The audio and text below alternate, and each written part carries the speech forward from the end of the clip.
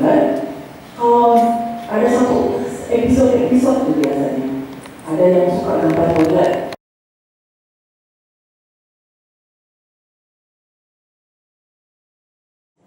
Jangan putus asa, ya. Jangan terpaku pada kelemahan. Cari kelebihannya sedikit mungkin supaya bisa dikembangkan.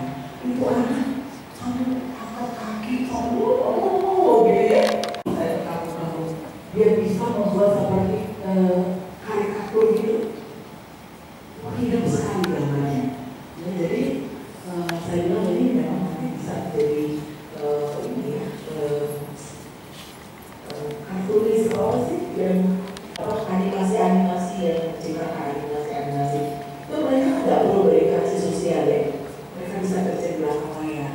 Jadi anak-anak mahasiswa itu kalau kita mendapatkan apa kelebihan mereka lagi adanya edukasi dengan satu atau lebih minat dari pendidik atau adanya keterbatasan minat yang tidak normal baik dalam konteks ini kita lagi ngebahas tentang ini ya materinya biar kenalin jadi namanya. Juga bisa. Kemudian social responsiveness skill ini yang saya pakai dalam disertasi saya, yaitu satu instrumen ini belum divalidasi secara penelitian, tapi sudah divalidasi bahasa dan bisa dipakai dalam penelitian, tapi belum bisa disebarkan. Ini bisa mendeteksi seberapa apakah mengalami perilaku bisa. Jadi kalau kita ini, tubuh kita ini, pribadi kita ini terdiri dari tubuh, jiwa, dan roh ya. Setuju ya Bu ya? Kalau gitu, tubuh kita bisa sakit nggak? Bisa. Bisa sehat? Bisa. Jiwa kita bisa sakit? Bisa ya. Yang sakit itu seperti apa ya? Nggak sadar. Nggak sadar akan perilakunya. Kalau marah-marah bisa sadar nggak? Sadar ya. Oh gitu. Kalau sedih sadar nggak? Sadar. Kalau begitu sadar ya. Jadi yang dimaksud dengan jiwa itu apa ya? Alergi nggak? Bertemu dengan saya dari jiwa. Karena istilah mereka ada psikiater ya. Sebenarnya saya mau belajar bukan hanya tubuh tetapi jiwa ya. Nah saya mau belajar apa kira-kira?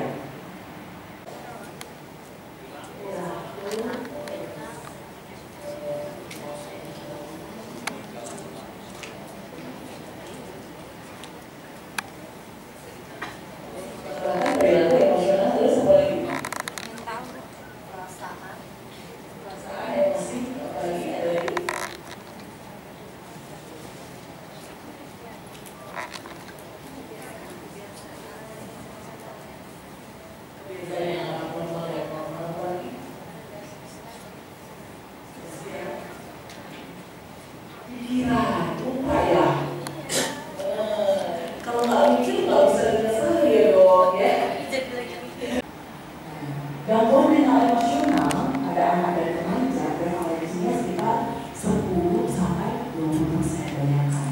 Dari 100 anak kemungkinan mengalami gangguan mental emosional sebanyak 10 sampai 20 orang. Ya, banyak nggak ya? Kalau sejauh ini hanya 1 orang dari 100, ya. Nah, apa saja di antaranya adalah depresi yang kita bahas ya, depresi, gangguan cemas, gangguan perilaku disruptif atau mengganggu, penyalahgunaan zat, psikoaktif tadi yang sudah disebut. Bagaimana cara kita bisa mendeteksi ya? Nah, pertama kita bahas tentang depresi pada anak. Nah, gejalanya itu hampir sama dengan gejala depresi pada orang dewasa. Pernah mengalami depresi? Siapa yang pernah mengalami depresi? Ya bukan gangguan depresi, tapi gejala depresi. Mengalami nggak? Kayak ada ibu yang mengatakan gitu ya. Kira-kira pernah mengalami depresi? Oke, ada sepanjang hidup.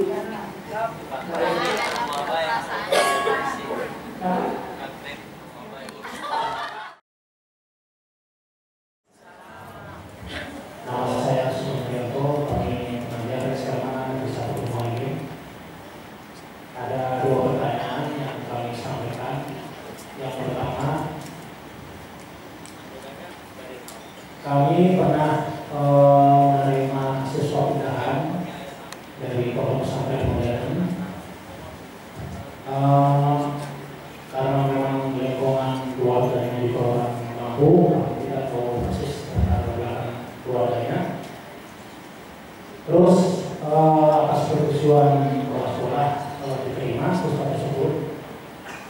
Nah, ternyata siswa tersebut setelah memasuki surat kami di kelas 1 pertengahan semester 1,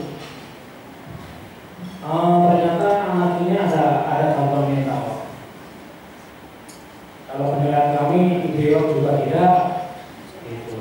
Cuman kadang-kadang beliau ini sering mencari perhatian. Katakanlah pernah cerita, jadi dia itu tidak ada rasa malu, Bu.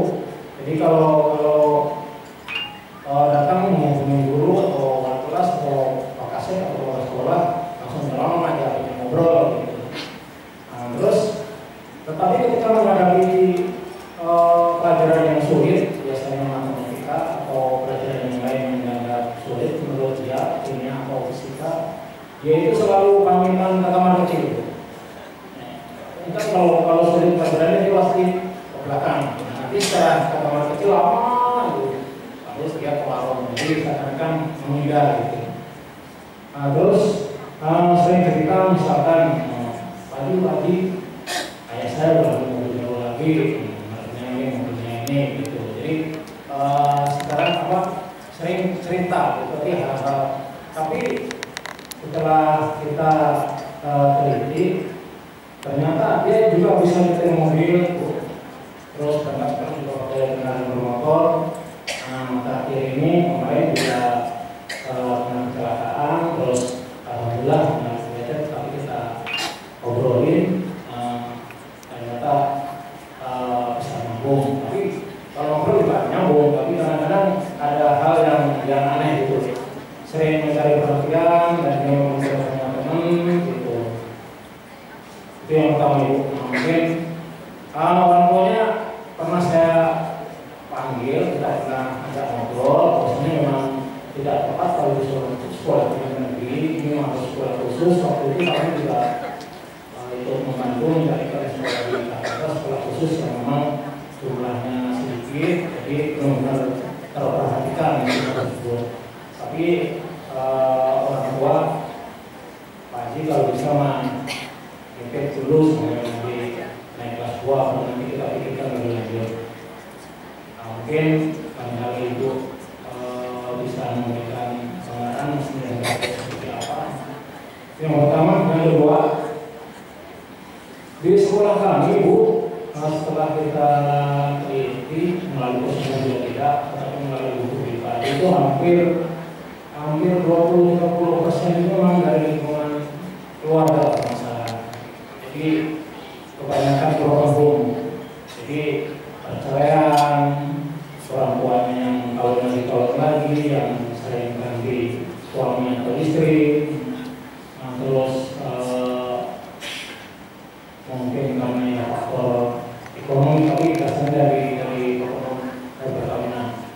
Ada yang menonjol seperti Ibu saya katakan, memang orang tuanya dari TKW, ternyata memang orang tuanya dari TKW, istrinya selalu mengirimkan biaya untuk sekolah anaknya, tetapi oleh orang tuanya, oleh suaminya, malah kawin lagi, sehingga setelah dia yang berhubungan saya ingin duit selama sekian tahun sekian, ternyata pulang ke rumah nol sama sekali, tidak ada uang. Itu terjadi. Ada hal yang lain lagi, saya lihat di buku pribadi dia. Jadi suami istri,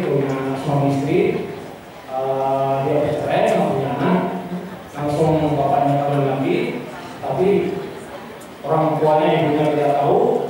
Yang ketiga, kalau ada yang ketiga punya anak kecil, anak tadi yang sekarang kelas 2 SMA itu selalu menangis kalau datang sekolah, sering menangis, sering sedih gitu. Akhirnya kita obrolin, ternyata saya ingin tahu sebenarnya saya itu anak siapa, kata anak itu. Kalau memang ibu saya udah mati, ya di mana dikuburnya? Tapi sampai sekarang orang tuanya si suami itu tidak pernah memberitahu apakah emaknya dia atau orang tuanya, ibunya itu meninggal atau masih hidup dan lain sebagainya. Padahal dia itu tidak memberikan kasih sayang, tapi masih Terima kasih. Assalamualaikum warahmatullahi wabarakatuh. Bisa kita pelajari bersama, ada kasus-kasus yang dulu yang terjadi di sekolah kita. Bapak bisa pakai metode yang ada tadi. Kalau dilihat dari gejala-gejalanya yang Bapak sampaikan, tidak ada rasa malu, ya. Kemudian ngobrol dengan guru juga tidak takut, ya. Kemudian sering menghindar dari pelajaran yang sulit, kemudian banyak cerita, dan juga pernah mengalami kecelakaan, ya. Ini kelihatannya bisa masuk gangguan perusahaan perhatian dan hiperaktivitas, karena mereka ini, DPDH ini, seringkali anak-anak tersebut mengalami gangguan belajar yang mereka nggak bisa. Tapi kalau misalnya pelajaran lain seperti pelajaran yang berhubungan dengan sosial itu bisa nggak anaknya? Bahasa misalnya bisa. Jadi hanya fisika dan kimia saja. Berarti buat mereka itu sulit sehingga mereka memerlukan konsentrasi yang tinggi untuk belajar hal tersebut. Oleh karena itu mungkin nanti saya bisa kirimkan alat instrumen Conners untuk bisa diisi oleh guru, ibu, orang tuanya. Kemungkinan besar sih kalau lihat sepintas anaknya di BPH. Barangkali kalau ada di sini banyak psikiater anak. Orang tua bisa bawa juga ke psikiater anak. Di Bekasi banyak perusahaan yang psikiater anak. Atau bawa ke RSCM atau ke RSUD Bekasi sudah ada psikiaternya belum ya. Silakan dibawa saja. Psikiater juga sudah tahu cara untuk bereaksi di BPH. Kemungkinan bisa dulu.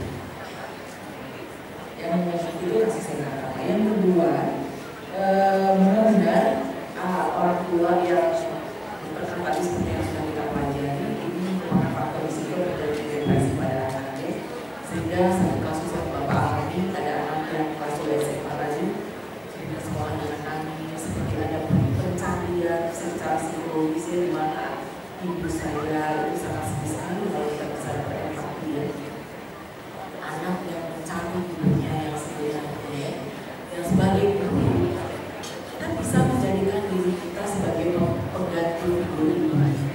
Barangkali ada guru BK ya, yang bisa menjadikan dirinya sebagai pengganti ibu anak tersebut, sehingga pencarian secara psikologis itu tidak lagi menjadi perhatian yang menguras tenaga dan energi buat anak dan juga menguras waktu, dan dia bisa belajar dengan baik ya.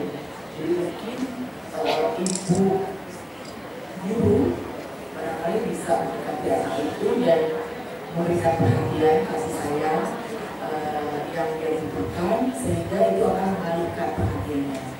Kadang-kadang memang yang tidak mendapatkan kasih sayang yang akan berpikir panjang mana tapi kalau dia mendapatkan kasih sayang, kita berharap itu akan segera hilang. Bismillahirrahmanirrahim. Assalamualaikum. Saya Bu Saidah Solfitri dari Wanasari 12 SDN Wanasari 12, perwakilan dari Puskesmas Wanasari. Nah, ini saya tanyakan pada Ibu, apa penyebab dari timbulnya anak yang tunagrahita, GBPH dan autis? Apakah mereka bisa disembuhkan dan bagaimana cara terapi yang diberikan jika mereka dari berasal orang yang tidak mampu? Karena kita tahu ya untuk biaya ke psikiater atau terapi itu sangat mahal. Yang kedua, bagaimana cara menghentikan anak yang bullying sedini mungkin? Karena itu saya bullying mengancam. Karena itu terjadi pada murid saya kelas 2 SD dan sudah mulai mengancam pada teman-temannya untuk meminta uang jajan. Walaupun nanti cuma 2.000 gitu. Bagaimana caranya untuk menghentikannya, Bu? Demikian dari saya dan Assalamualaikum warahmatullahi wabarakatuh. Terima kasih ya pertanyaannya. Yang pertama adalah penyebab tunagrahita, kemudian autisme dan GBPH. Penyebab gangguan perkembangan ini adalah faktor biologi, psikologi, dan sosial. Tapi yang paling berperan adalah faktor biologi. Faktor faktor biologis di sini adalah kerentanan otak. Artinya ada kerusakan otak pada anak. Ya. Kerusakannya bisa saja struktur otaknya bagus, tapi ada zat kimia otak yang tidak seimbang. Itu pada GPPH dan autisme. Tetapi pada anak tunagrahita, dia mengalami kerusakan otak, bisa saja kelainan kromosom, ya, seperti Down syndrome misalnya, ada kromosom 23 yang mengalami kelainan itu secara genetik. Ya. Kemudian ada juga kelainan-kelainan yang lain. Jadi penyebab terjadinya kerusakan otak, baik itu secara struktur maupun secara zat kimia otak, ketidakseimbang zat kimia otak, itu disebabkan oleh adanya proses kelahiran yang terganggu, proses kehamilan yang terganggu, bisa karena nutrisi yang terganggu, bisa karena perdarahan, bisa karena proses kelahiran yang terlalu lama, bisa karena berat badan lahir yang rendah, bisa karena prematur, ya. Dan juga seperti autisme bisa terjadi konsumsi logam berat yang terlalu banyak yang mempengaruhi perkembangan otak. Jadi seluruh faktor-faktor lingkungan di sini adalah seperti yang tadi, ada nutrisi, proses kelahiran, proses selama masa kehamilan, dan infeksi, ya. Itu juga berinteraksi dengan biologi, ya. Baik secara ada genetik yang diturunkan, ada juga genetik yang langsung perubahan genetik yang terjadi karena ada kerentanan genetik yang berinteraksi dengan faktor-faktor tadi.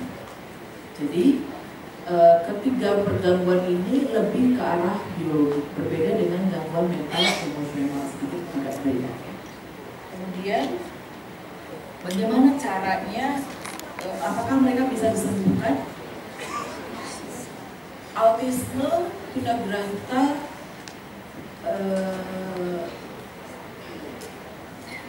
tidak bisa disembuhkan, tetapi bisa dikontrol. Ya. Tunagrahita kita bisa tetapi tunagrahita itu kita bisa, seperti yang saya jelaskan tadi, kita bisa melihat atau mencari kecerdasan anak di bidang yang lain. Ya. Ada anak Down syndrome, Bapak Ibu pernah lihat nggak? Ada anak Down syndrome yang pintar main piano, ya kan? Jadi mereka bisa hidup dari kelebihan mereka bermain piano nantinya.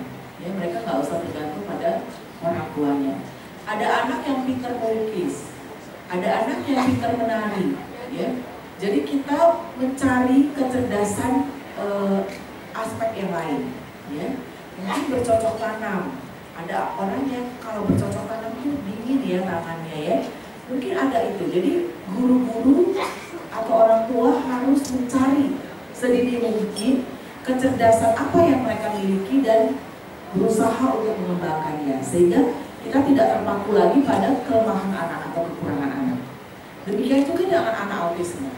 Anak autisme juga selalu saya katakan pada orang tuanya, jangan fokus pada kelemahan anak. Kelemahannya apa? Gangguan interaksi sosial, gangguan komunikasi, dan perilaku yang terbatas dan berulang-ulang. Jangan fokus pada itu. Kalau kadang-kadang mereka ada hiperaktif, itu bisa ditekan dengan obat. Tapi yang bisa kita lakukan adalah terapi perilaku, ya, terapi komunikasi atau terapi bicara. Tetapi kalau saya sekarang lebih mendalami atau lebih mengembangkan terapi attachment atau kelekatan antara orang tua dengan anak. Karena sekarang banyak sekali muncul tempat terapi semuanya, maaf sekali, berbau bisnis, ya, mahal. Saya selalu katakan kepada orang tua, ibu dengan bapak adalah terapis yang paling mujarab, yang paling pintar, yang paling dibutuhkan oleh anak. Ya, apa fasilitasnya? Gak beli alat-alat yang mahal-mahal yang ada di tempat terapi.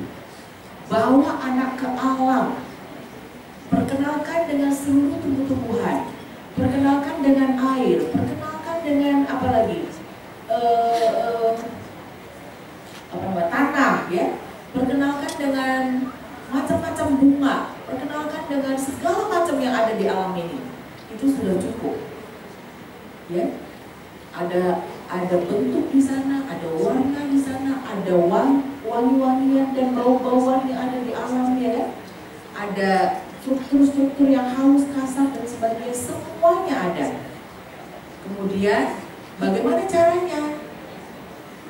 Lakukan kontak mata. Jadi kalau anak duduk sejajar dengan anak, kontak mata dan berkomunikasilah dengan bahasa orang dewasa, bukan bahasa anak-anak. Kalau itu dilakukan dan disertai dengan pelukan dan pujian, dan satu kuncinya sabar, sabar, sabar, dan sabar, maka anak itu pasti mengalami kemajuan. Ini saya pelajari dari pengamatan saya.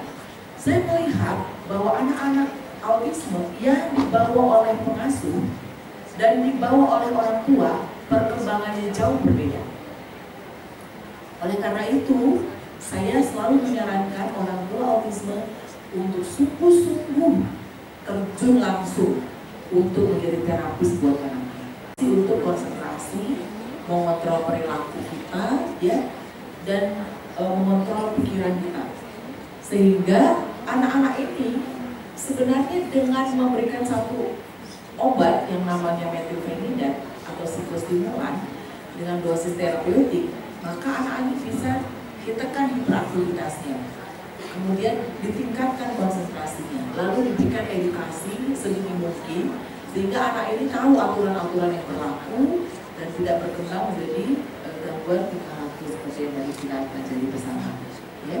Jadi hanya terapi edukasi saja dan terapi obat, anak GPPH pasti bisa menjadi anak yang baik, ya, anak yang berkembang dengan baik, terutama dalam hal konsentrasi dan hiperaktif. Semua huruf kecil satu semuanya @yahoo.co.id. Silakan sampai sore kalau ada saya. Mau istirahat atau mau dilanjutkan?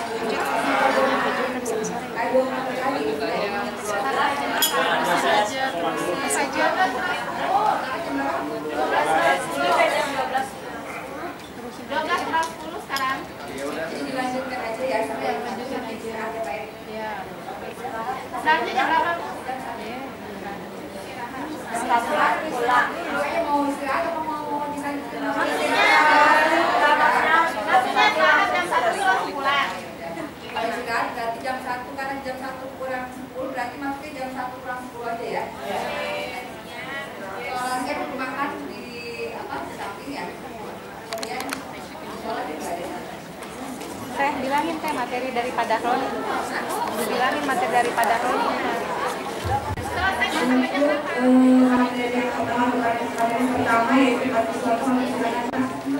Assalamualaikum warahmatullahi wabarakatuh. Ya, selamat siang, salam sejahtera bagi kita semua. Senang sekali saya bisa hadir di tengah Bapak Ibu sekalian pada siang hari ini. Ini adalah jam-jamnya yang rawan. Jadi bagi Bapak Ibu yang mau ngobrol silakan di belakang, yang mau dengar juga silakan. Yang merasa punya anak dan mengharapkan anaknya menjadi anak yang baik, di samping yang utama adalah anak yang soleh, tentunya insya Allah sama-sama kita akan sharing apa yang akan saya sampaikan kepada Bapak Ibu sekalian. Dan rasanya ini materi barangkali mudah-mudahan sebagian dari Bapak Ibu sekalian sebetulnya sudah ada yang melaksanakan. Nah, tetapi bagaimana sih sebetulnya pelaksanaan yang semestinya?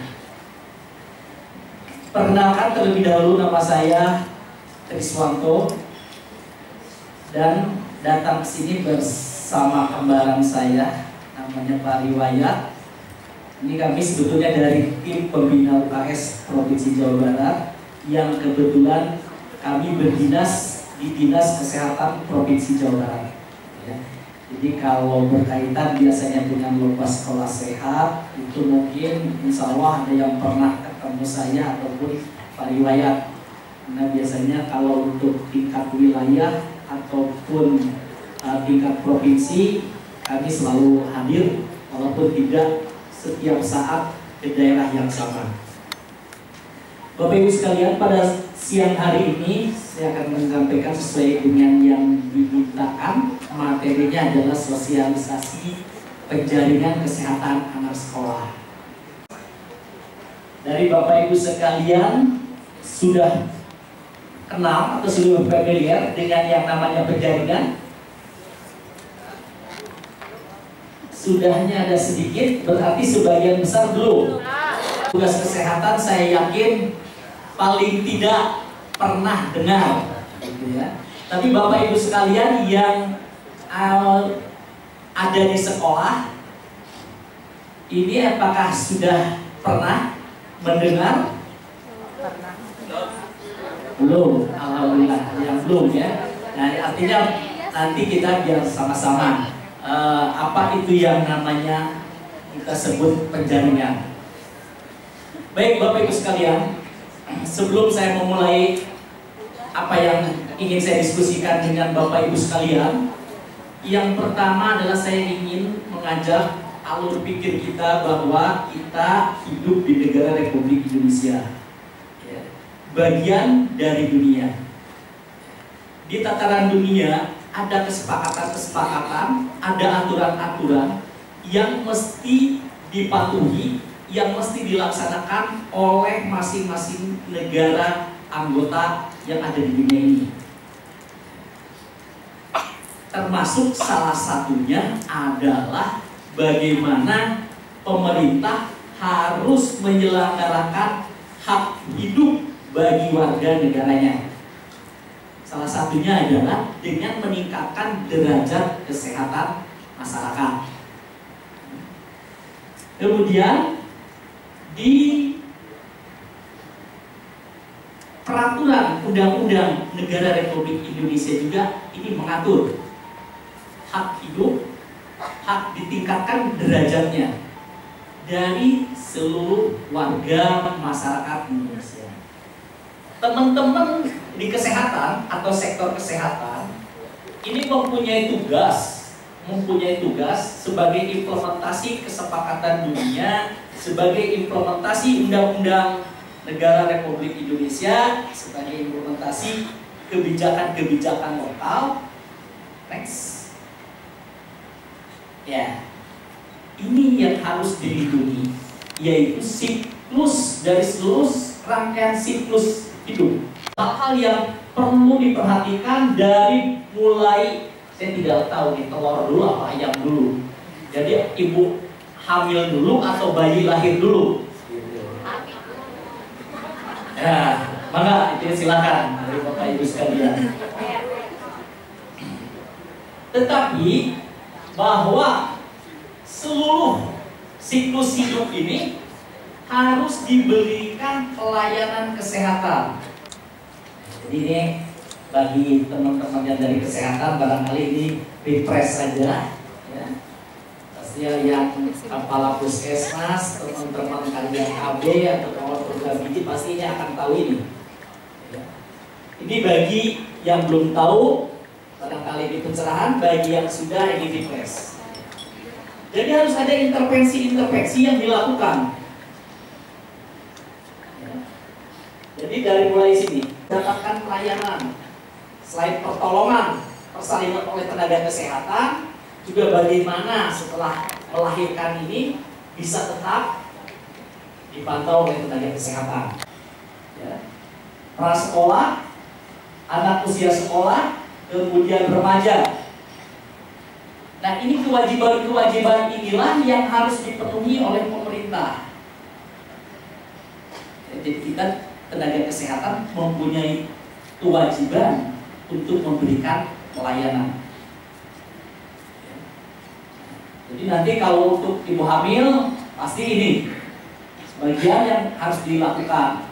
Untuk anak usia sekolah dan remaja ini dari mulai sini.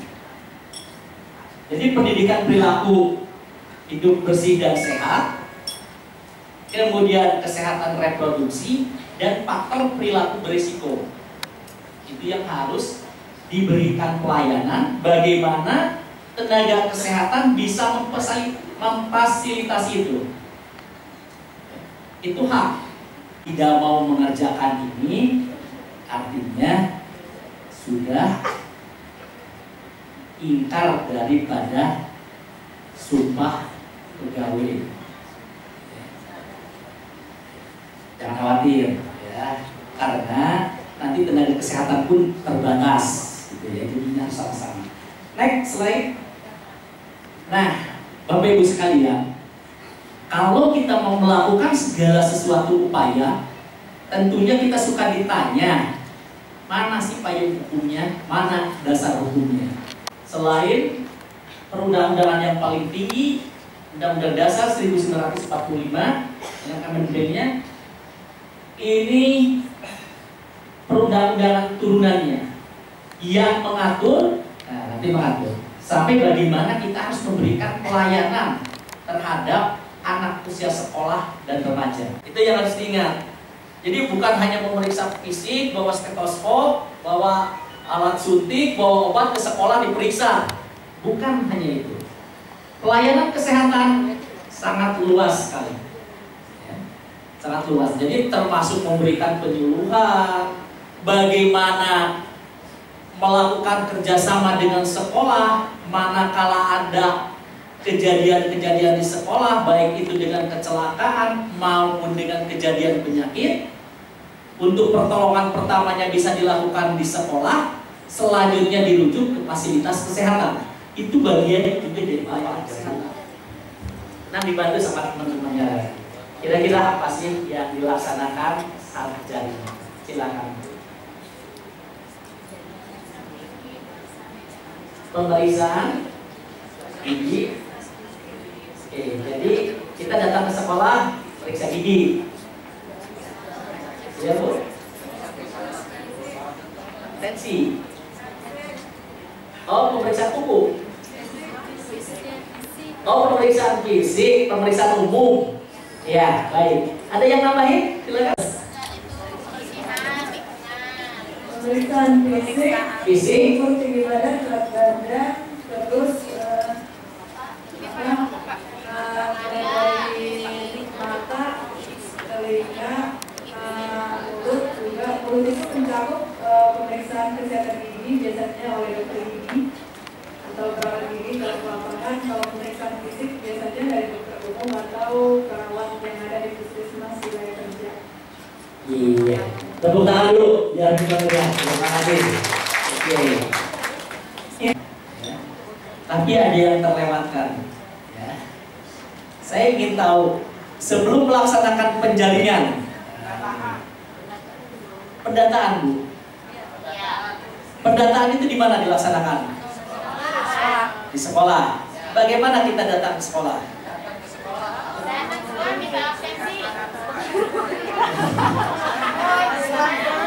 Kalau saya jadi bapak ibu gurunya, saya marah itu. Pendataan itu saya lakukan pada tahun ajaran baru biasanya Pak. Jadi kita itu kunjungan ke sekolah, minta data murid. Kelas satunya jumlahnya berapa, laki-lakinya berapa, perempuannya berapa. Tapi selanjutnya supaya bisa untuk sasaran bias sama kita penjaringan. Jadi kita bawa formulirnya sesuai dengan sasaran gitu Pak. Baik. Ibu langsung ke sekolah? Iya, biasanya langsung ke sekolah Pak, dari puskesmas. Berarti di Bekasi ini sekolahnya sudah somet dengan petugas puskesmas, betul? Nanti dulu saya tahu yang di sini adalah petugas puskesmas. Bapak Ibu guru, saya mempertuan, betul sudah? Ibu guru, sudah somet dengan petugas kesehatan? Sudah somet. Yang di belakang?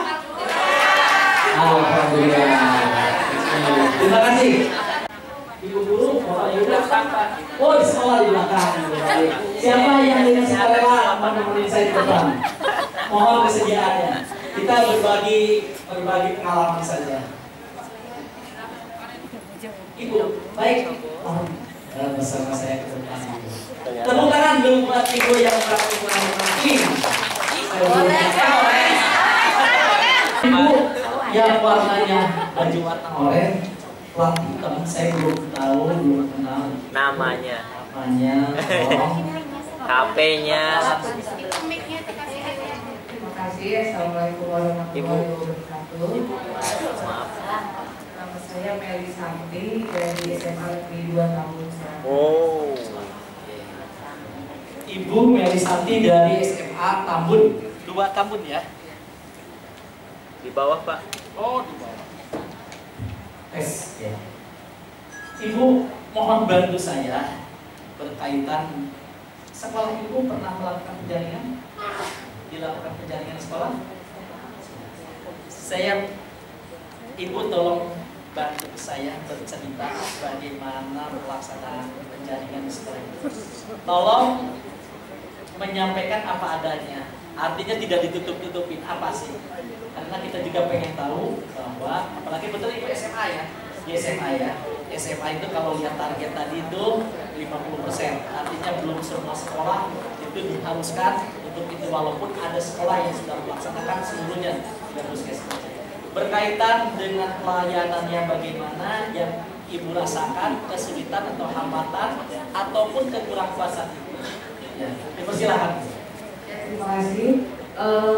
Sekolah saya kebetulan udah yang saya tahu ya Pak, saya jadi pembina PNM itu udah 3 kali, tapi yang terakhir tahun ajaran baru ini saya sempat ikut berpartisipasi membantu pihak puskesmas untuk penjaringan, yaitu awal pertamanya puskesmas menitipkan data ke pihak siswaan dan data itu diisi oleh pihak kelas dengan yang diminta awalnya adalah nama siswa, tapi dengan kreatif anak diisi nama serta tinggi badan dan berat badan.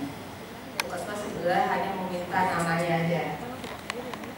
Seminggu kemudian dari pihak puskesmas datang dan masuk ke tiap-tiap kelas. Yang diperiksa itu adalah telinga, mata, dan hidung, dan diulang lagi dengan mengukur berat badan dan tinggi badan dan berat badan. Nah, nggak lama kemudian saya sempat di luar ngobrol dengan pihak puskesmas dengan masalah-masalah yang kami sering terjadi, dan pihak puskesmas itu pernah meminta kami untuk menyediakan 10 orang untuk dibina dokter kecil. Kami dari pihak sekolah sudah mempersiapkan, tapi sampai detik ini hasilnya belum ada. Oh, hasilnya belum ada. Ibu SMA ya? Oh, berarti bukan dokter kecil. Ada saya. Ibu puskesmas? Mekarsari. Ibu bapak yang dari Mekarsari?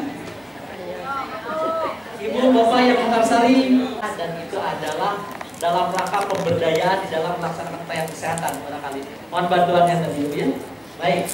Ibu terima kasih sekali bagi sekolah yang memerlukan atau ingin sekolahnya lebih baik, memerlukan kadernya untuk dilatih, segera menghubungi puskesmas ya. Karena itu menjadi kewajiban kita bersama ya. Selain pelayanan kesehatan yang lainnya juga tadi dari siklus hidup maupun dari peraturan perundang-undangan yang menaungi kehidupan bermasyarakat kita punya kewajiban sebagai salah satunya tenaga kesehatan untuk memberikan pelayanan yang salah satunya adalah memberikan pelatihan. Ada waktu, mari kita bisa diskusikan. Kebetulan saya juga ditemani oleh rekan saya dan mungkin insya Allah bisa membantu di dalam diskusi ini. Kalau tidak, saya ucapkan terima kasih. Mohon maaf atas segala kekurangan dan kesalahan yang saya sampaikan. Barangkali Bu Susi masih ada waktu untuk diskusi atau gimana Pak? Assalamualaikum warahmatullahi wabarakatuh. Selamat sore dan salam sejahtera kita semua. Bismillahirrahmanirrahim. Alhamdulillah, Allahumma sholli ala Muhammad. Bismillahirrahmanirrahim. Ala sayyidina Muhammadin alladzi tanhalu bil uqud sama batu. Yang saya hormati narasumber dari UKS Provinsi Jawa Barat, para panitia dari Dinas Kesehatan, bapak-bapak, ibu-ibu dari Puskesmas. Yang pertama, barangkali kalau saya sampaikan bahwa Dinas Pendidikan adalah bagian juga dari kabupaten, yaitu di Keserak ya. Di Keserak kemudian kita bekerjasama juga dengan Dinas Kesehatan, Dinas Pendidikan dan juga Kementerian Agama. Untuk itu barangkali dari Dinas Pendidikan hanya perlu menyampaikan yang pertama bahwa UKS ini memang objeknya itu di kita, di Dinas Pendidikan. Tahu kata dasarnya dulu jaring, ya. Jaring itu biasanya untuk apa? Ya kan? Ya ke situ dulu, kalau nggak tahu ya kita percuma. Ya kan ya? Jadi kata jaring, baru penjaringan kan begitu. Ya, jaring adalah alat untuk menangkap, mengambil, mendata, dan sebagainya. Jadi kalau kita bicara penjaringan kesehatan, berarti bagaimana ya, mengumpulkan data-data ya, yang berkaitan dengan kesehatan, kan gitu. Kita seorang sarjana, yang pertama harus tahu dulu makna arti daripada apa yang kita akan lakukan. Ya, kata demi kata, kalimat demi kalimat kita harus pahami. Ya. Berarti subjeknya itu di mana? Nah, subjeknya itu kalau usia sekolah ya di sekolah. Ya. Apakah semua usia sekolah di sekolah? Oh, ternyata tadi dikatakan tidak semua usia sekolah ada di sekolah. Dari mana datanya? Kami Dinas Pendidikan punya data. Ada yang namanya APM dan APK, angka partisipasi kasar dan angka partisipasi murni. Nah, orang-orang yang sekolah ya, itu kita akan lihat daripada berapa jumlah usia sekolah di masyarakat yang mengikuti pendidikan.